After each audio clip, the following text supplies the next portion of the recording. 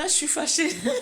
J'étais en train de vous parler et puis bon, j'ai eu un appel. Comme j'ai un seul téléphone euh, que je communique, voilà, et c'était coupé. Excusez-moi beaucoup. J'étais presque à la fin de, de mes idées et à la fin de ma communication avec vous. Donc, vraiment, je parlais de Monsieur Sero Guillaume. Je demande à la population ivoirienne de pardonner Monsieur Soro Guillaume. Parce que Monsieur Soro Guillaume, c'est c'est quelqu'un qui a l'amour pour son pays. Je pense qu'il a l'amour pour son pays. S'il l'a mené, et on a amené à faire vraiment quelque chose vraiment de ignoble, qu'il a pris vraiment comment on appelle, les armes pour combattre. C'était vraiment gauche de sa part. Aujourd'hui, il se repent. C'est pas à nous de pouvoir le juger. Comme on dit, qui n'a pas péché lance la première pierre. C'est Dieu seul qui peut juger quelqu'un. Donc, je ne suis pas en train de prendre la défense de Soro Guillaume, mais je demande aux Ivoiriens de pouvoir vraiment l'écouter, de pouvoir vraiment accepter son pardon et que c'est lui seul devant son Dieu qui va rendre compte. Si un jour il y a la justice qui l'interpelle, il va rendre compte à ça. Mais pour le moment où on est là, on a besoin de Soro Guillaume de pouvoir réparer ce qu'il a fait. Voilà, on a besoin de Soro Guillaume de pouvoir réparer ce qu'il a fait. Et on a besoin de Soro Guillaume de pouvoir vraiment réunir la population ivoirienne. Voilà, parce que c'est lui qui a commencé, qui a sémé cette pagaille-là aujourd'hui. Il s'est rebond. Aujourd'hui, il regrette beaucoup. Et il n'aurait pas dû vraiment passer par ce chemin-là. Si aujourd'hui, il a changé de stratégie, il a changé de manière de penser, on doit croire vraiment à ce qu'il dit de sa façon de parler, c'est vrai, ça ne sera pas facile, mais écoutez un peu son verbe, écoutez un peu sa façon de parler, même si quelqu'un ment, il ne va pas mentir jusqu'à ce que ça va rattraper. Donc là, moi je pense que ce que Sero Guillaume est en train de dire dans ses campagnes électorales, dans ses campagnes présidentielles, à mon avis, c'était trop tôt pour Soro Guillaume de pouvoir se présenter en 2020.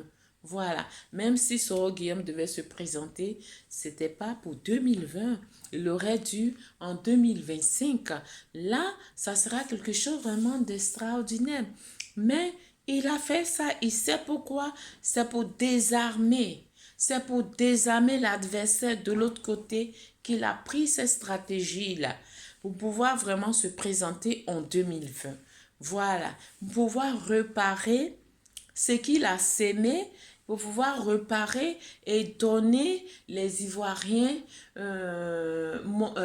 réparer, comme on appelle, la plaie et la colère des Ivoiriens, réparer ça, adoucir ça et amener chaque Ivoirien à pouvoir se réconcilier, chaque parti politique à pouvoir se réconcilier. C'est le but de M. Soro Guillaume. S'il fait sa campagne présidentielle là, qu'il a commencé et qui veut se présenter, moi je pense que là, vous avez besoin vraiment d'écouter M. Soro Guillaume parce que ce qu'il dit, c'est pas Pour le moment, je vois pas de mensonge en Soro Guillaume.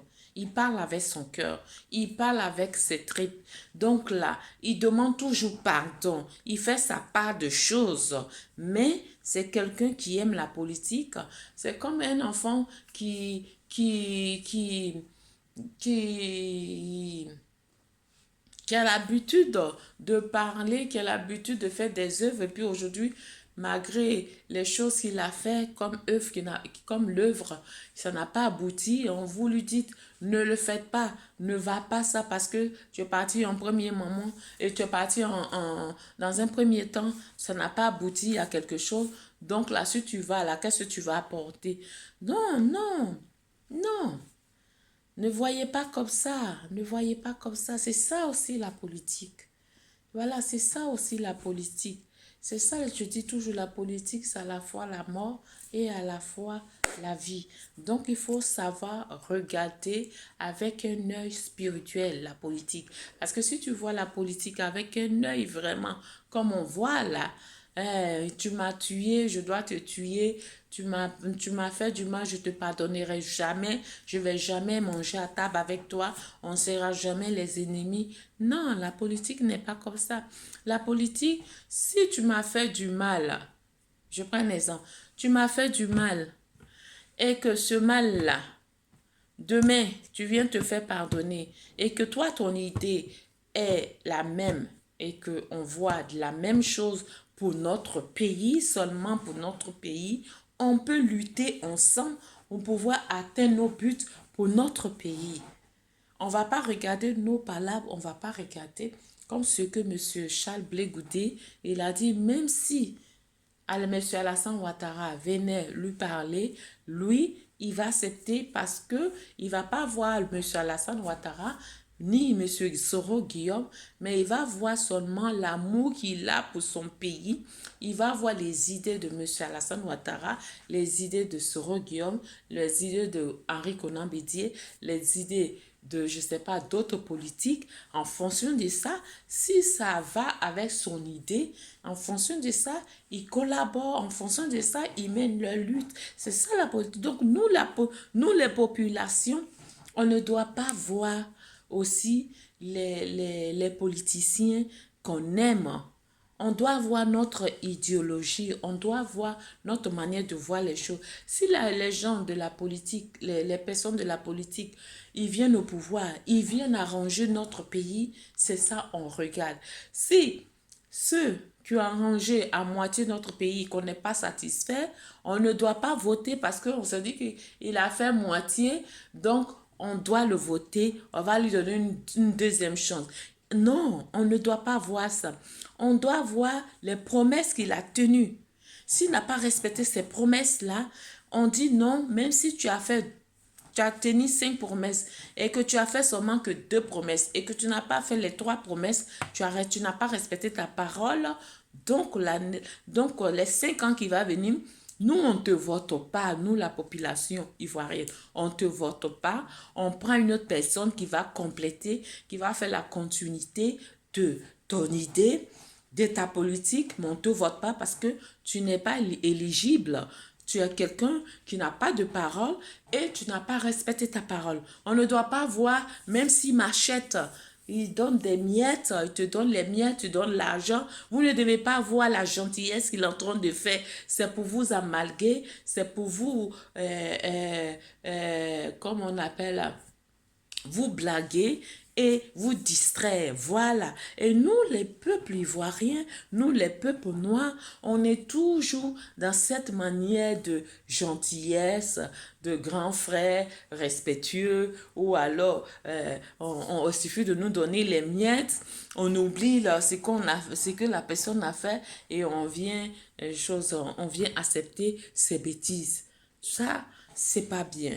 Ça, c'est une promesse. Mais quelqu'un qui n'est pas venu encore à la politique et qui vient donner ses idées, qui n'est pas encore président de la République, qui ne vient donner ses idées, ces personnes-là, on doit l'épauler. Toutes les partis politiques, on doit les épauler. Maintenant, quand ils sont présidents, on enlève notre parti pris et on regarde ce président qu'on a voté, même si on n'a pas eu les mêmes idées, qu'il a été majoré, il a été, il a été, comment on appelle, et, ça ne me vient pas sur français, là. Il a été en majorité. Donc, ce président-là, on doit l'accepter et puis continuer le regarder faire ses œuvres. Moi, M. Alassane Ouattara, je l'ai pas voté, mais au début, avec ses belles paroles, on pensait que c'était vraiment quelqu'un qui est venu sauver la Côte d'Ivoire. Après, c'est arrivé un moment où il a commencé à faire comme toute partie politique africaine qui fait la force dans telle chose. Tu sais, comme ce que nous, les Africains, on n'est pas encore ancré dans la politique démocratique, là. Là, on n'est pas entre le blanc, il est en face de son adversaire, ils vont s'insulter, ils vont se dire tout, 2 minutes après, ils se saluent, alors que nous, on ne peut pas faire ça. On est devant notre adversaire, on ne partage pas ses idées, on ne parle pas avec lui, même s'il vient nous toucher, on le recule. Ça, ce n'est pas la démocratie. Donc là, en Côte d'Ivoire, là, c'est ça, je dis, moi, les Ivoiriens, je les aime. Les Ivoiriens, ce sont des personnes, ils n'ont pas de... Les colères n'arrivent pas loin. Un Ivoirien va faire une bêtise. Il va faire la bêtise. Mais il ne va pas rester dans sa bêtise pendant éternellement. Il va faire la bêtise pendant 2 minutes, troisième minute, il va reconnaître sa bêtise. Il va venir devant la nation, il va demander pardon et ça va repartir à nouveau. Donc là, c'est ça l'Ivoirien. C'est ça l'Ivoirien. C'est pour ça que je demande à toute la population ivoirienne, la jeunesse ivoirienne, de pardonner M. Soro Guillaume.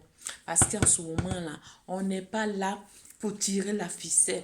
On est là pour réunir toutes les partis politiques, de pouvoir vraiment se rassembler et faire partie, le parti politique qui est en ce moment au pouvoir, qui n'a pas tenu sa parole et qui veut venir en force pour pouvoir vraiment encore empirer la situation des Ivoiriens. Non, on n'accepte pas ça. Donc je vous demande les Ivoiriens, c'est bien, vous êtes regroupés. J'ai vu même les artistes, Gadji Sili, avec Serge Kassi, parler de la politique, la réconciliation. Même jusqu'à même, ils ont parlé même des autres partis. Et ça, vraiment, j'ai vu vraiment que 2020 arrive, que les artistes doivent vraiment amener la population à changer de pensée, amener la population, que tu sois FPI, que tu sois le parti de Soro Guillaume, que tu sois le PDCI, que tu sois le PIT, que tu sois le parti, je ne sais pas, d'Afingesan. Vous devez vous réunir tous et envoyer la Côte d'Ivoire comme il était avant. Voilà, dans la démocratie. Dans la démocratie, et plus jamais on retombe vraiment dans cette guerre qui nous a mené vraiment que la misère, que des pleurs, que des mésententes, que des douleurs. Vraiment, aujourd'hui, en Côte d'Ivoire, on est vraiment les derniers des Africains. Hein, une Côte d'Ivoire qui était si bien partie, aujourd'hui, on est vraiment sur le plan économique, sur le plan politique, sur le plan développement, on est vraiment des derniers. Donc l'Afrique, ce qui se passe en Côte d'Ivoire, bon, je disais que la Côte d'Ivoire, c'est comme les États-Unis de l'Amérique. Donc là, ce qui se passe en Côte d'Ivoire, l'Afrique entière regarde la Côte d'Ivoire. Donc les Ivoiriens, retroussez vos manches, vous qui savez bien parler, vous qui êtes dans la politique opposée, regroupez-vous, ne regardez pas FPI ni PDCI, regroupez-vous et faites sortir la population des Ivoiriens, la population ivoirienne, pour pouvoir vraiment enlever vraiment ce pouvoir qui est en train de empirer la situation comment on appelle là, des Ivoiriens et de la Côte d'Ivoire. Voilà. Ne passez pas par les armes, mais avec comment on appelle là, avec le dialogue, on peut quand même dire que c'est la population qui t'a voté. Aujourd'hui, c'est la population qui t'enlève. Et ça va venir avant 2020. Avant 2020, là, il faut que vraiment, qu'il y ait vraiment la force, que eux-mêmes là, que Dieu touche les cœurs, qu'ils puissent vraiment changer leur stratégie, qu'ils puissent dire 2020 c'est trop. Nous on fait la campagne électorale maintenant, on veut que les Ivoiriens aillent aux urnes, qu'on dissout la présidentielle et que on puisse vraiment passer et reconstruire, je ne sais pas moi, un pays dans la démocratie et que avant de construire un pays dans la démocratie, il faut qu'il y ait vraiment une constitution, vraiment bien une constitution de droiture, une constitution légitime, une constitution de droiture, de, de, de conformité, une constitution vraiment qui amène à toute parti politique qui se trouve dans cette constitution afin de pouvoir vraiment se présenter à l'élection. Donc, vraiment, si vous m'avez écouté, je vous remercie et toutes personnes qui vont passer sur cette chaîne qu'on appelle Bonjour, bonjour. Je vous remercie et que je vous demande vraiment de liker, de mettre beaucoup de cœur, de mettre beaucoup de j'aime, afin de pouvoir vraiment propager la réconciliation, de pouvoir vraiment amener toute la Côte d'Ivoire dans une réconciliation de paix et que la Côte d'Ivoire soit une Côte d'Ivoire de demain. Une Côte d'Ivoire de richesse, une Côte d'Ivoire de démocratie, une Côte d'Ivoire de paix, une Côte d'Ivoire d'amour qu'on avait autrefois. Et je sais que ça va venir parce que les Ivoiriens, vous êtes des amours. Je vous embrasse et je salue toutes les personnes qui passeront sur ma chaîne. Et je vous remercie. C'était moi. Merci beaucoup. Que Dieu vous bénisse. Au revoir. Au revoir. Merci.